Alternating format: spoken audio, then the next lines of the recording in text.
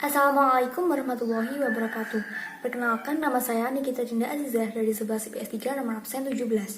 Pada kesempatan kali ini, saya akan menjelaskan mengenai pertempuran Surabaya, di mana hal yang akan saya jelaskan yang pertama adalah latar belakang dan kronologis sejarah, yang kedua adalah akhir dan dampak pertempuran Surabaya.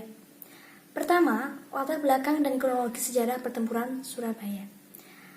Tanggal 31 Agustus 1945 atau kurang lebih setengah bulan setelah proklamasi kemerdekaan, pemerintah menyerukan bahwa mulai 1 September 1945 bendera merah putih dikibarkan di seluruh wilayah Indonesia.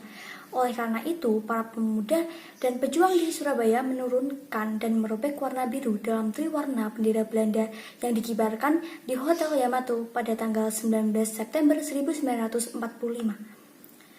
Bendera tersebut kemudian dinaikkan kembali dengan menyisakan warna merah dan putih yang merupakan warna bendera Indonesia. Sebelumnya, pasukan sekutu termasuk Inggris dan Belanda telah tiba di Jakarta pada 15 September 1945. Pasukan gabungan yang baru saja memenangkan Perang Dunia Kedua atas Jepang ini memasuki kota Surabaya tanggal 25 Oktober 1945. Pasukan sekutu termasuk Inggris dan Belanda tergabung dalam Rehabilitation of Allied Prisoners of War and Internees atau bantuan rehabilitasi untuk tawanan perang dan interniran dalam melucuti senjata tentara Jepang. Perang pertama antara pejuang Republik Indonesia dan arek-arek Surabaya melawan sekutu atau Inggris terjadi pada 27 Oktober 1945. Tanggal 30 Oktober 1945, pemimpin pasukan Inggris di Jawa Timur, Brigadir Jenderal Albertin Malabi, tewas dalam suatu insiden. Yang kedua adalah akhir dan dampak pertempuran Surabaya. Posisi Malabi sebagai pemimpin pasukan di Jawa Timur kemudian digantikan oleh Mayor Jenderal Robert Menchett yang juga komandan Divisi 5 Inggris.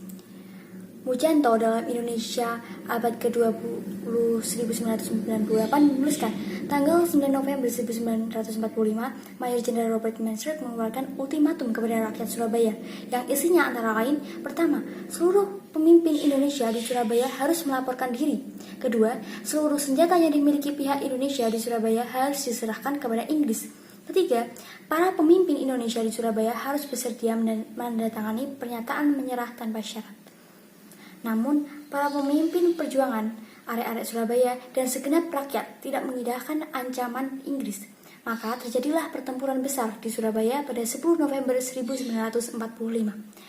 Pertempuran ini menelan korban nyawa hingga ribuan jiwa. Surabaya pun hancur lebur. Salah satu tokoh yang berperan besar mengorbankan semangat perlawanan rakyat Surabaya dalam pertempuran ini adalah Bung Tomo.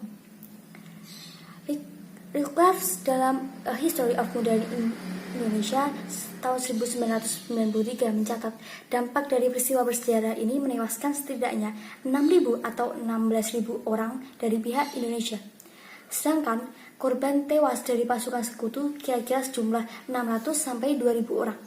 Tak hanya itu, menurut Stanley Woodburn Kirby dalam The War Against Japan pada tahun 1965, tidak kurang dari 200.000 orang yang terdiri dari rakyat sipil terpaksa mengungsi dari Surabaya ke daerah-daerah yang lebih aman akibat pecahnya pertempuran tersebut.